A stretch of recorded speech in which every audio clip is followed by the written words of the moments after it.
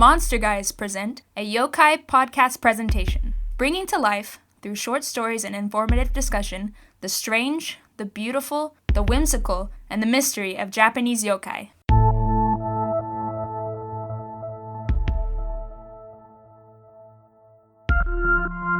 Now please enjoy a story about the Yuki Onna, as recorded by Lafcadio Hearn in his classic book, Kwaidan, Japanese Ghost Stories. Narrated by D.C. McGannon. Presented by the Monster Guys.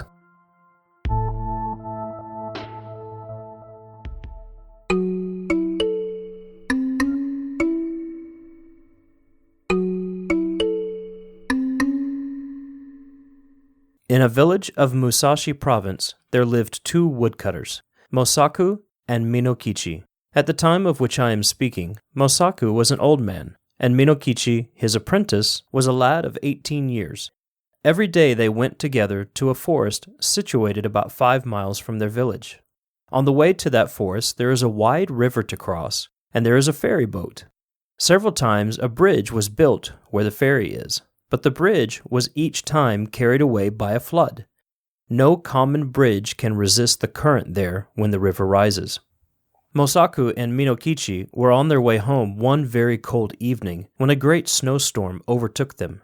They reached the ferry, and they found that the boatman had gone away, leaving his boat on the other side of the river. It was no day for swimming, and the woodcutters took shelter in the ferryman's hut, thinking themselves lucky to find any shelter at all. There was no brazier in the hut, nor any place in which to make a fire. It was only a 2-mat hut with a single door, but no window. Mosaku and Minokichi fastened the door and lay down to rest with their straw raincoats over them. At first they did not feel very cold, and they thought the storm would soon be over. The old man almost immediately fell asleep, but the boy, Minokichi, lay awake for a long time, listening to the awful wind and the continual slashing of the snow against the door. The river was roaring, and the hut swayed and creaked like an old ship at sea. It was a terrible storm, and the air was every moment becoming colder, and Minokichi shivered under his raincoat. But at last, in spite of the cold, he too fell asleep. He was awakened by a showering of snow in his face. The door of the hut had been forced open, and by the Yuki Akari, the snowlight, he saw a woman in the room, a woman all in white. She was bending above Mosaku and blowing her breath upon him, and her breath was like a bright white smoke. Almost in the same moment she turned to Minokichi and stooped over him. He tried to cry out, but found that he could not utter any sound. The white woman bent down over him, lower and lower, until her face almost touched him, and he saw that she was very beautiful, though her eyes made him afraid. For a little time she continued to look at him. Then she smiled, and she whispered, "I intended to treat you like the other man, but I cannot help feeling some pity for you, because you are so young. You are a pretty boy, Minokichi, and I will not hurt you now. But if you ever tell anybody, even your own mother, about what you have seen this night, I shall know it, and then I will kill you. Remember what I say." With these words, she turned from him and passed through the doorway. Then he found himself able to move, and he sprang up and looked out, but the woman was nowhere to be seen, and the snow was driving furiously into the hut. Minokichi closed the door and secured it by fixing several billets of wood against it. He wondered if the wind had blown it open. He thought that he might have been only dreaming, and might have mistaken the gleam of the snowlight in the doorway for the figure of a white woman, but he could not be sure. He called to Mosaku, and was frightened because the old man did not answer. He put out his hand in the dark and touched Mosaku's face, and found that it was ice. Mosaku was dead. By dawn, the storm was over, and when the ferryman returned to his station, a little after sunrise, he found Minokichi lying senseless beside the frozen body of Mosaku. Minokichi was promptly cared for, and soon came to himself, but he remained a long time ill from the effects of the cold of that terrible night. He had been greatly frightened also by the old man's death, but he said nothing about the vision of the woman in white. As soon as he got well again, he returned to his calling, going alone every morning to the forest, and coming back at nightfall with his bundles of wood, which his mother helped him to sell. One evening, in the winter of the following year, as he was on his way home, he overtook a girl who happened to be traveling by the same road. She was a tall, slim girl, very good-looking, and she answered Minokichi's greeting in a voice as pleasant to the ear as the voice of a songbird. Then he walked beside her, and they began to talk. The girl said that her name was Oyuki, and that she had lately lost both of her parents, and that she was going to Yedo, where she happened to have some poor relations, who might help her find a situation as a servant. Minokichi soon felt charmed by this strange girl, and the more that he looked at her, the handsomer she appeared to be. He asked her whether she was yet betrothed, and she answered laughingly that she was free.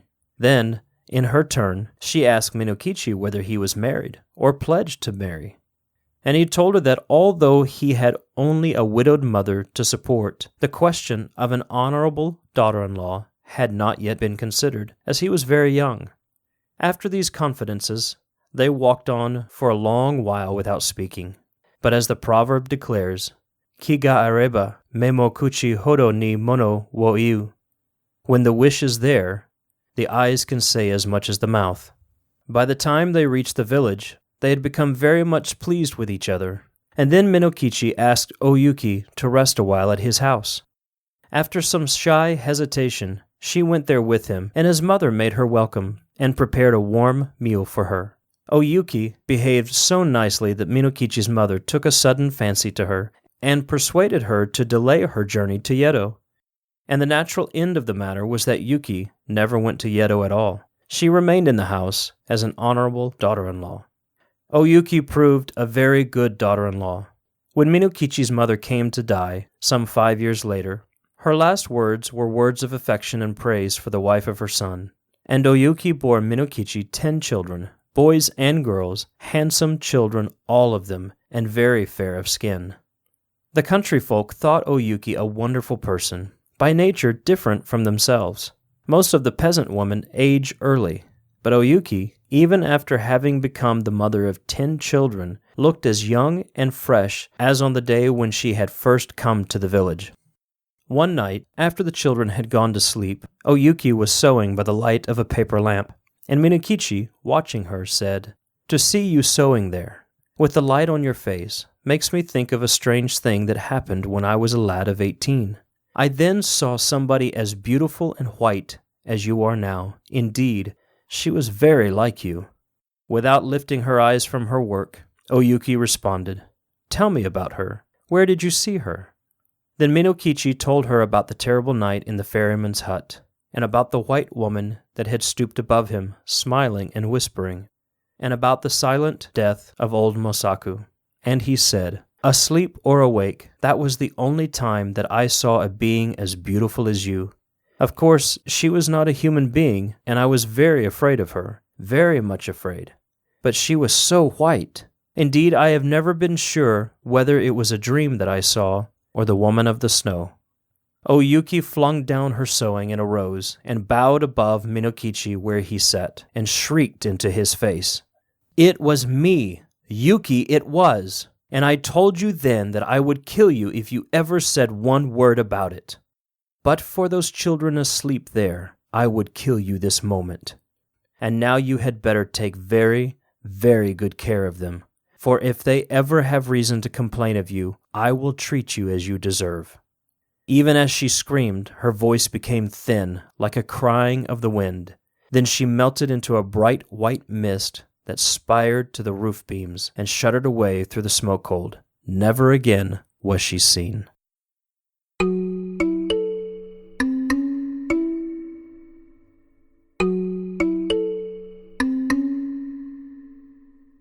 I can't help but feel sorry for Minokichi. The story started out as kind of a creepy horror story, and then in the middle there it was so happy, and then suddenly it just all ends in flames or in snow in this case. Yeah, indeed. Like so many of these tales, it just changes so suddenly, and certainly not a happy ending by any means. Yeah, I mean, as we've talked about before, Japanese ghost stories or weird stories or bizarre stories are kind of like penny dreadfuls. They're just thrills meant to entertain and to pique the curiosity and fill that fancy for the weird and the bizarre. So oftentimes they don't really have a point. Sometimes they're cautionary. Sometimes they have a moral value to them, but oftentimes they're just there to make you stop and think and wonder if that could happen to you. I was so taken because here this woman marries him and has 10 children. They have 10 children between them. And then all of a sudden, because of him revealing to her about her own story, she very swiftly brings down the hammer, so to speak. And is never seen again. And is never seen again. That's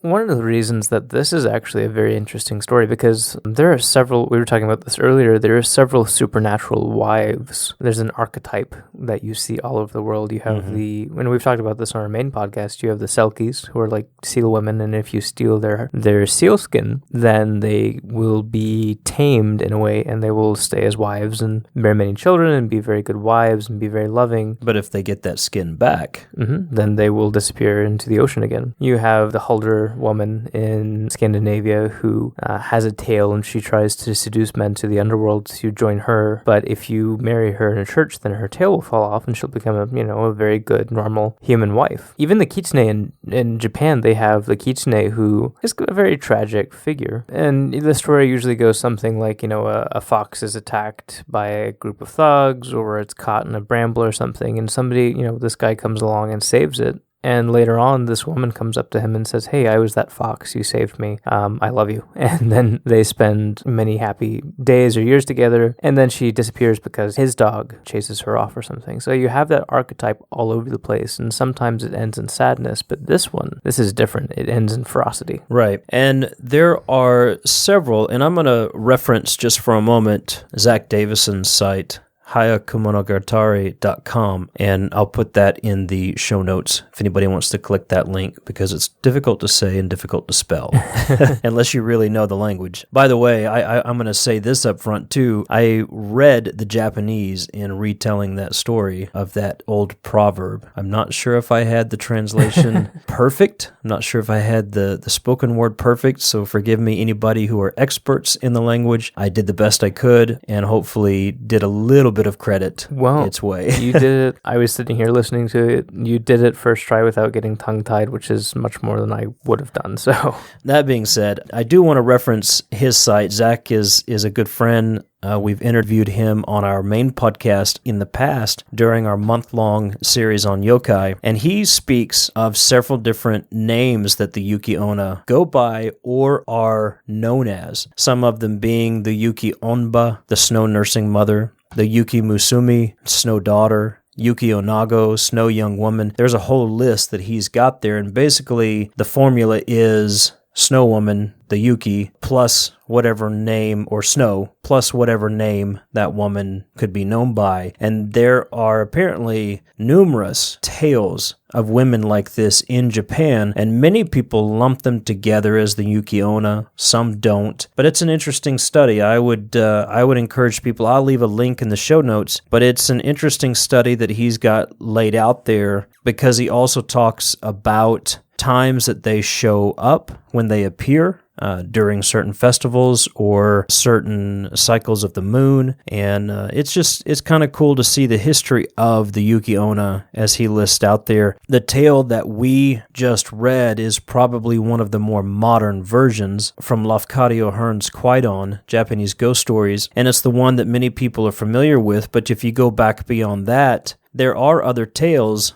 of the Yuki Onna, such as Yuki Onna the Water Beggar, the Moon Princes, and some others like that, the Snow Vampire, that are popular historically, that to me, upon reading some of this information, really broadened the story and my view of the Yuki Onna and made it even more interesting. Right. As we've talked about before, Matthew Meyer pointed this out when we interviewed him. Japan was not really a unified place. It was on the same patch of land, or the same patches of land, but the regions were so cut off from each other that you had almost like mini countries. And so, whereas in Ireland you may have 2 or 3 different variations of a single monster because you have different regions, in Japan you may have like 10 or 20 of the same thing that are just slightly different this way or that. And the Yuki Onna, the Snow Woman, is a fun example of that because of how broad she gets and because of her, she can be either very tragic and very romantic,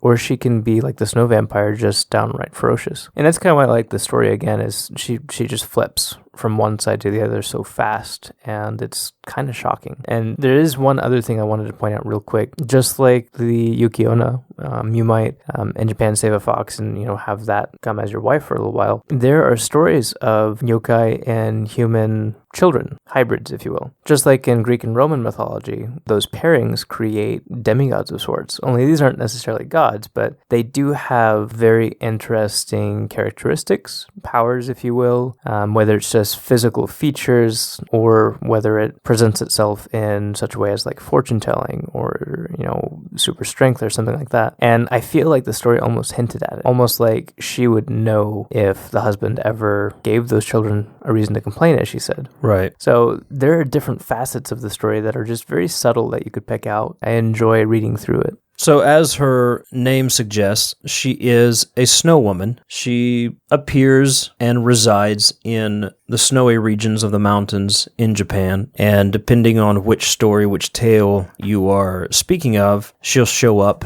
during snowstorms or during certain times of the year. And most usually is considered to be a woman who is out for prey. Even though we tell the tale of the woman who settles down and gets married and has children, I believe historically that's rare. So you more commonly find her, as far as story goes, as the woman who's out seeking prey during those snowstorms or times of freshly fallen snow, different times like that. And then her appearance is very interesting and how it's been changed throughout the years, very slightly, but she is a woman that is described as being very pale, very white, very, very beautiful. Very attractive woman, oftentimes with, except for one specific tale, and I can't remember which one it is, most of the time she's seen as having very dark, very black hair in contrast to her white skin, eyes that often are violet and piercing but very beautiful eyes. People who see her are very taken by her, often described as a woman who's dressed in a white kimono, and sometimes that kimono being translucent so that you can actually see the whiteness of her skin on her entire body. Regardless, she's known to be as this very white and very beautiful woman that people are easily taken by. So it's not very difficult if she wants prey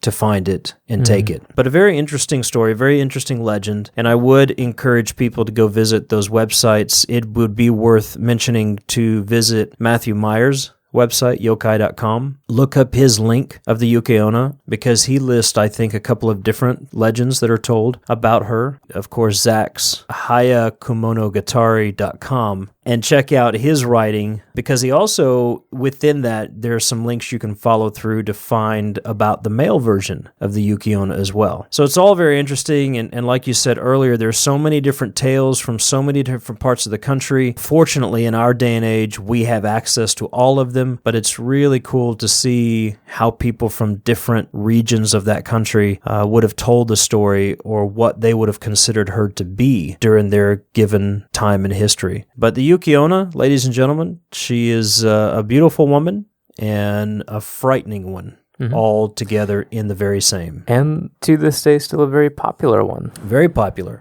As always, you can find us at themonsterguys.com. Look us up on Facebook, Twitter, or Instagram. Just look up The Monster Guys. We'd love to hear from you. If you have anything to add or share with us about the Yuki Onna or any of the stories during our Yokai podcast, please feel free to interact with us. We'd love to hear from you. And until the next time, I would say if it's snowing, stay in and stay warm. Hopefully it's not snowing at this time of year, though. Well, you never know around here. I mean, this is like the week where you can get freezing weather and That's true. Today it summer was weather all in the same week. Today it was pretty chilly, actually. Yeah, and the other word of warning that I would have for you, if you ever make a promise to a woman, keep it.